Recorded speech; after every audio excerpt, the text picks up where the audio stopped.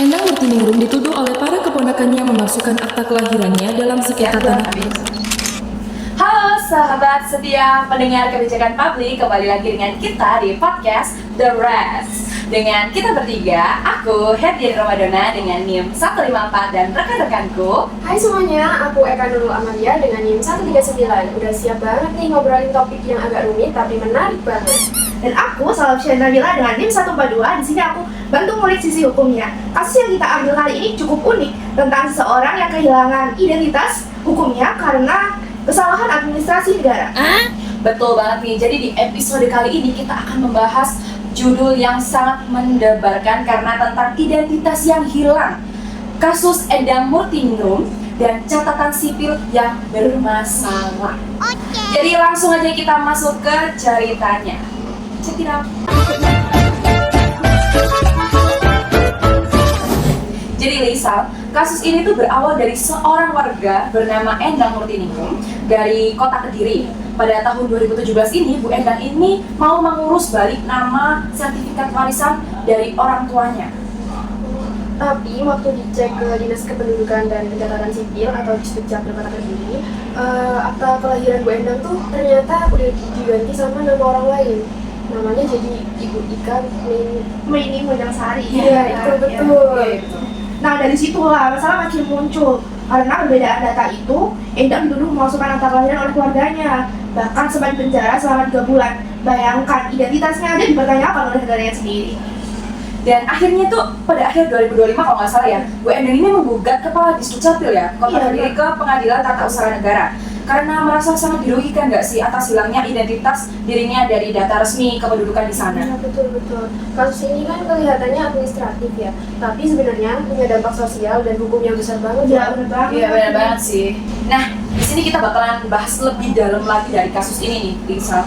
Jadi apa sih sebenarnya jadi akar dari permasalahan ini sampai terjadi masalah sebesar ini? Kalau dilihat dari hasil analisis ya, masalah utamanya tuh ada di tumpang tindih data dan kesalahan pencatatan manual.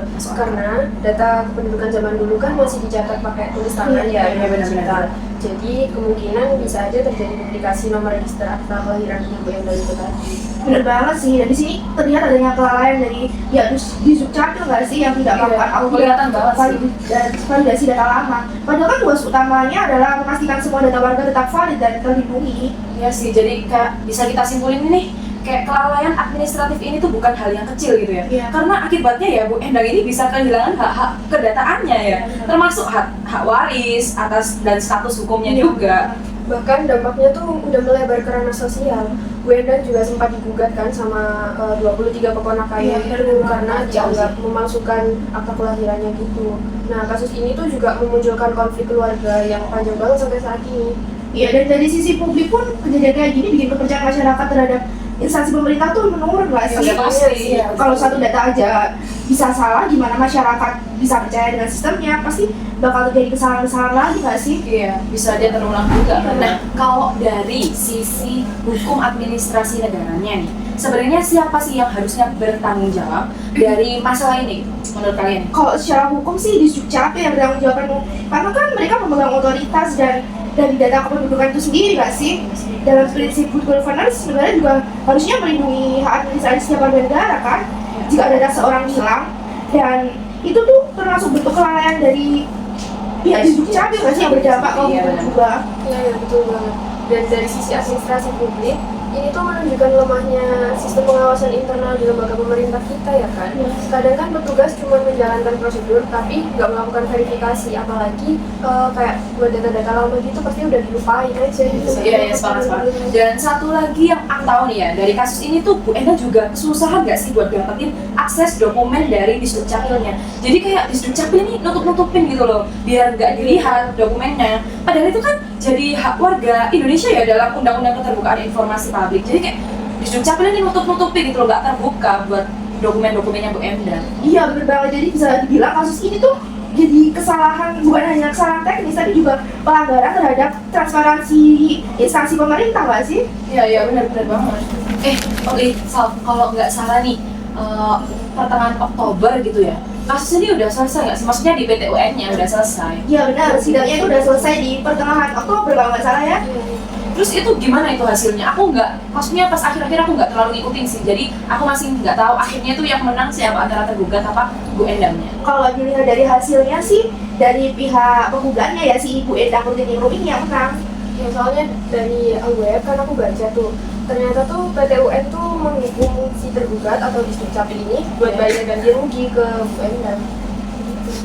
Ya soalnya setelah kita diskusi tadi ya, Iya. emang kelihatan banget gak sih kalau di Disdukcapilnya ini salah gitu. Iya. Terlebih dari kasusnya Bu Endang sebelum-sebelumnya ini ya, kalian juga ngikutin gak sih ya? Itu Itu kalau di kasusnya sama Disdukcapil ini Bu Endang itu nggak salah. Secara kan Iya. dia itu warga ya, warga yang nggak punya wewenang buat gonta-ganti atau hapus data-data dia di Disdukcapil gitu ya. Dia juga ngapain dihapus kan? Iya Ya, kan aneh, beliau juga masih di sini gitu Iya, ya. benar-benar. Iya, jadi ya syukur deh kalau menurutku Bu Endangnya yang Ya emang menang. panas untuk Pantas dimenangkan dimenangkan menurutku, ya, karena itu juga sebagai haknya Iya. beliau juga Emang kan. kalau dilihat kan itu kesalahan di Dukcapil nggak sih? Iya. Dan akhirnya dihukum atau dijatuhin sanksi gitu. Ya itu sih kalau dari web yang aku baca juga cuman itu aja disuruh bayar ganti rugi, tapi Ganti kayaknya rugi. kemungkinan disuruh mulihin kembali mungkin. Yang pulihin datanya itu ya, kayaknya sih gitu. Kalau Cuma kan nggak ada lengkapnya sih di web ya. Ya mungkin karena cuma hasilnya gitu doang Iya, ya. iya. Ya aku berharap juga bisa selesai dan nggak terjadi lagi deh. Ya semoga aja nggak terjadi lagi biar pemerintah kita itu transparansi juga kayak lebih melibatkan transparansi terus. Oke, sekarang kita udah bahas gimana dari awal kasusnya, terus habis itu gimana permulaan kasusnya gimana, dan akhirnya ibunya yang menang ya Bu Endang Nurtiningrum bisa menang di kasus tersebut. Jadi sebagai warga negara Indonesia nih yang mungkin nggak terlepas dari kasus-kasus seperti itu ya. Jadi bagian pentingnya nih, ini bagian penting dari podcast ini sebenarnya. Nah, apa sih solusi dari kita yang bisa dilakukan supaya kasus seperti ini tuh nggak terulang lagi? Jadi mungkin aja podcast ini bisa didengar oleh pemerintah ya, biar dijadikan sebuah pembelajaran juga, apalagi kita, sudut pandang kita sebagai mahasiswa yang mempelajari ilmu administrasi negara, khususnya di hukum administrasi negara. Kalau menurut aku sih perlu dilakukan audit data nasional ya, khususnya pada arsip-arsip lama, soalnya dulu kan masih dicatat dalam bentuk manual. Iya. Terus biar kita bisa memastikan juga kalau kasus kayak gini tuh nggak akan terjadi lagi ya. Kalau menurutku sih percepatan digitalisasi ya. Jadi biar data kependudukan itu serius untuk diawasi gitu. Jadi tapi diingat ya, digitalisasi ini bukan cuma memindahkan data dari yang apa tuh namanya ya manual ke komputer sih, tapi memastikan akurasi dan validasinya juga gitu kalau Itu biar nggak salah ya itu benar juga ya. biar nggak ada kesalahan lagi gitu. Terus menurut aku juga perlu ada rehabilitasi nama baik sih buat Bu Endang. Soalnya kan negara juga harus memulihkan identitasnya ya dan hak-haknya sebagai bentuk tanggung jawab moral dan hukum. Kasihan soalnya kalau nggak kayak gitu. Karena sudah terlanjur Iya, masuk di benar. pengadilan juga ya. Iya, iya. Kasihan juga Iya. punya susah Setuju buat banget aku, apalagi karena kalau negara bisa membuat warganya kehilangan identitas ya, itu artinya kan sistem administrasi kita yang belum sepenuhnya Iya, bisa berpihak ke rakyat ya, berarti harus banget dibenahi gitu. Iya, loh. benar. Iya. Oke, jadi tadi kita sudah bahas kasus dari Ibu Endang Nurtiningrum yang melawan Disdukcapil Kota Kediri tentang masalah hilangnya identitas Ibu Endang Nurtiningrum ya, yang dilaksanakan di PT UN Surabaya. Dan ternyata pada akhirnya yang memenangkan kasus ini adalah Ibu Endang Nurtiningrum. Dari kasus Ibu Endang ini bisa jadi pengingat buat kita bahwa identitas itu bukan cuma selembar dokumen aja, tapi bentuk pengakuan negara terhadap keberadaan kita.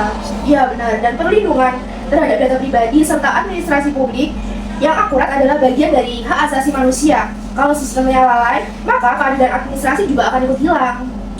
Ya betul banget, jadi semoga kasus ini juga bisa membuat pelajaran juga buat kita semua, ya terutama bagi instansi pemerintahan atau instansi publik, bahwa ketelitian dan juga transparansi itu adalah fondasi utama untuk kepercayaan masyarakat kepada pemangku kebijakan publik. Oke guys, terima kasih sudah mendengarkan episode kali ini. Jangan lupa terus pantau data kependudukan kalian ya teman-teman. Iya, dan pastikan semua dokumen penting disimpan dengan baik ya. Siapa tahu itu bisa menyelamatkan masa depan kita. Sampai jumpa di episode berikutnya dari The Reds, suara kebijakan publik. Stay critical, stay aware, dan tetap jadi warga yang peduli. Bye!